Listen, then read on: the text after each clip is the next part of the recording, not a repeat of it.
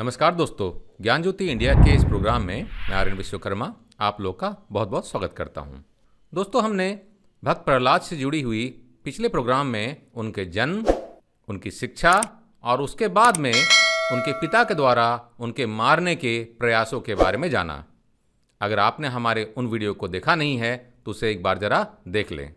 इस वीडियो में दोस्तों हम जानेंगे भगवान के नरसिंह अवतार और हिरण्यकशिपु के वध के बारे में।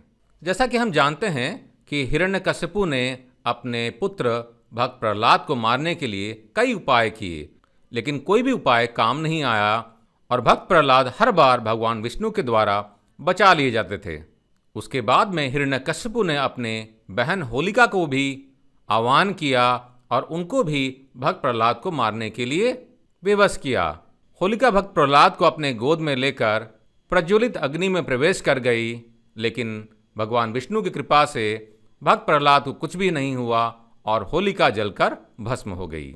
जब यह खबर हिरण्यकशिपु को मिला तो वह अत्यंत क्षुब्ध हो गया और उसने प्रहलाद को अपनी सभा में बुलवाया।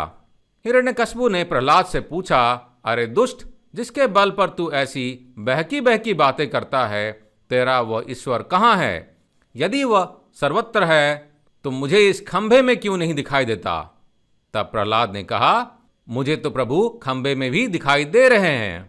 यह सुनकर हिरण्यकशिपु क्रोध के मारे स्वयं को संभाल नहीं सका और हाथ में तलवार लेकर सिंहासन से कूद पड़ा और बड़े जोर से उसने खंभे को एक घूंसा मारा। उसी समय उस खंभे से बड़ा भयंकर शब्द करते हुए खंभे को तोड़कर एक विचित्र प्राणी उसमें से निकला, जिसका आधा शरीर सिंह का और आधा शरीर मनुष्य का था। यह भगवान श्री हरि का नरसिंह अवतार था। उनका रूप बड़ा भयंकर था। उनकी तपाई हुई सोने के समान पीली पीली आंखें थी। उनकी दाढ़ी बड़ी विकराल थी और वे भयंकर शब्दों से गर्जन कर रहे थे। उनके निकट जाने का साहस किसी में नहीं हो रहा था। यह देखकर हिरण्यकशिपु सिंहनाद करता हुआ हाथ में गदा लेकर नरसिंह भगवान पर टूट पड़ा।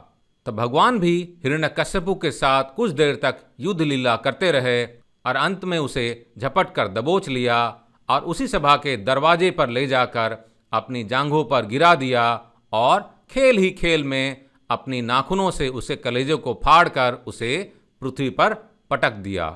फिर वहां उपस्थित अन्य असुरों और दैत्यों को खदेड़ खदेड़ कर मार डाला। उनका क्रोध बढ़ता ही जा रहा था। वे हिरण्यकशिपु की ऊंची सिंहासन पर विराजमान हो गए। उनकी क्रोधपूर्ण मुखाकृति को देखकर किसी को भी उनके निकट जाकर उनको प्रसन्न करने का साहस नहीं हो रहा था। हिरण्यकशिपु की मृत्यु का समाचार सुनकर उस सभा में ब्रह्मा, इंद्र, शंकर, सभी देवगण, ऋषि मुनि, नाग, गंधर्व आदि पहुंच गए और थोड़ी दूर पर स्थित होकर सभी ने अंजलि बांधकर भगवान की अलग अलग स्तुति करने की कोशिश की, पर फिर भी भगवान नरसिंह का क्रोध शांत नहीं हुआ। तब देवताओं ने माता लक्ष्मी को उनके निकट भेजा, पर भगवान के उग्र रूप को देखकर वे भी भयभीत हो गई।